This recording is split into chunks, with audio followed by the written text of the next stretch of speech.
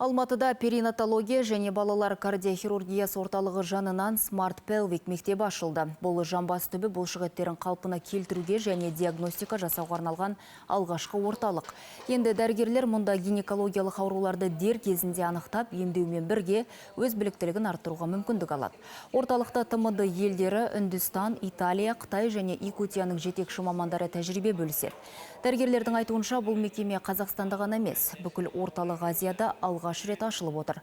Айта кетейік, осы күндері перинаталдық орталықта салауатты ұрпақ Қазақстанның болашағы атты 3 күндік халықаралық конференция өтіп жатыр.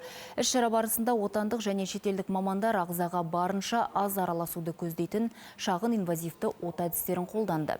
Операциялар қатысушыларға онлайн режимде көрсетілді. 2 күннің ішінде жалпы саны 15 ота жасалды. На сегодняшний день отрадно сказать, что әйелдер өз денсаулығына жауапкершілікпен қарай бастады. Дегенмен гинекологиялық аурулар әлі де өзекті мәселе болып отыр. Көп жағдайда нәзік жандылар ауру асқынып, жайсыз белгілер пайда болған кезде ғана дәрігер көмегіне жүгінеді. Бірақ гинекологиялық аурулардан алдын алып, ерте кезеңде емдеу арқылы асқынуды болдырмауға болады. Осы мақсатта орталығымызда толыққанды консультация жүргізіліп, қажетті тексерулер мен заманауи емдеу әдістері қолданылады.